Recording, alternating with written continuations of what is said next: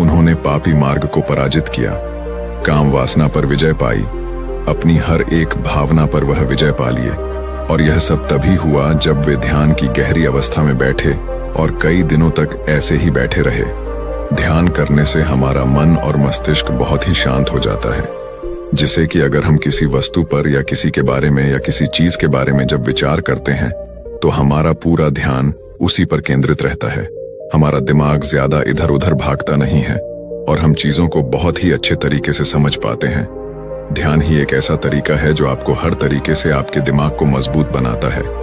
बौद्ध भिक्षु अगर किसी बात पर ज्यादा जोर देते हैं तो वह ध्यान की प्रक्रिया पर ध्यान में कई घंटे तक बैठे रहते हैं, जिससे उनका दिमाग बहुत ही शांत रहता है, उनका मन बहुत ही शांत रहता है।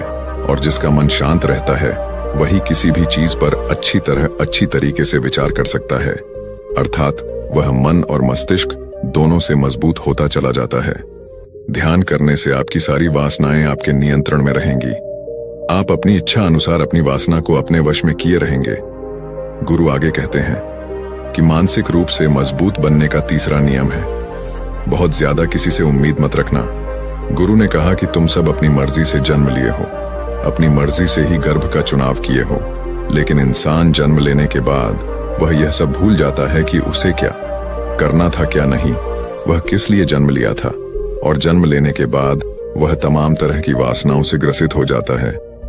इस संसार की मोह माया में वह बहुत ज्यादा परेशान हो जाता है।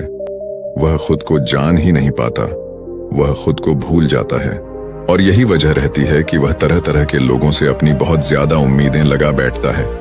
उम्मीदें दुख का कारण बनती हैं। जिस भी व्यक्ति वस्तु से आपकी उम्मीदें ज्यादा बढ़ जाएंगी, आने वाले समय में सबसे ज्यादा दुख आपको उसी से मिलने वाला है, क्योंकि उम्मीद पर होती है।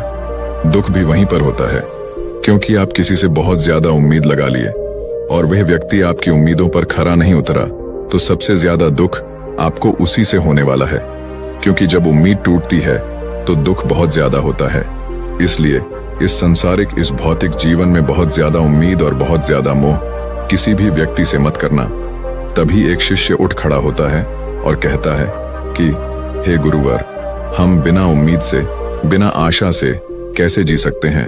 हम सबके मन में रहता है कि मुझे यह चीज करनी है, मुझे वह चीज करनी है, मुझे जीवन में ऊंचाइयों को हासिल करना है। बिना उम्मीद के तो हम लोग जीवन में आगे बढ़ ही नहीं सकते।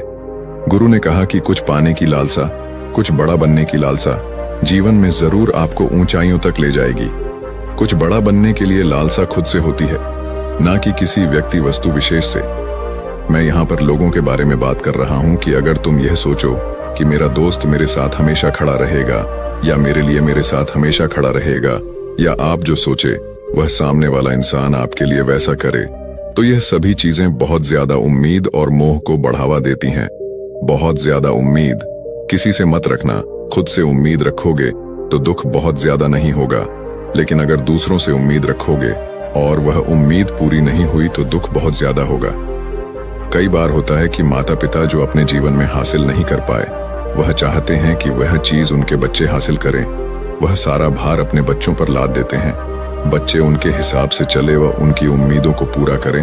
उन्होंने जो अपने जीवन में हासिल नहीं कर पाया, वह काम अब उनके बच्चे करें। और लगभग इस समय तो सभी के माता पिता यही कह रहे हैं।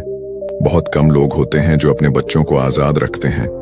मेरी सभी से गुजारिश है कि अपनी उम्मीदों का पहाड़ अपने बच्चों पर ना थोपे। गुरु कहते हैं कि मानसिक रूप से मजबूत होने का चौथा नियम है कि पहली बार में ही किसी काम में फेल होने से डरो मत।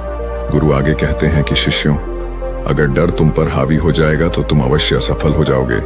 अपनी जिंदगी में वह इंसान सबसे ज्यादा असफल होता है जिसे अपने लक्ष्य को पाने का डर रहता है। अगर डर तुम्हारी जिंदगी में बढ़ गया तो तुम्हें वह असफलता की तरफ जरूर ले जाएगा, क्योंकि डर तुम्हारे आत्मबल को, तुम्हारे आत्मविश्वास को डगमगा देगा, कमजोर कर देगा। और तुम्हारा आत्मबल, तुम्हारा आत्मविश्वास कमजोर हो जाएगा तो तुम निश्चित ही अपने लक्ष्य को पाने में असमर्थ महसूस करोगे, और यही असमर्थता तुम्हें असफलता की तरफ ले जाएगी। इसलिए जीवन में जब तुम अपने लक्ष्य की प्राप्ति के लिए आगे बढ़ो तो मन में किसी भी चीज की शंका मत रखो कि मैं फेल हो जाऊंगा।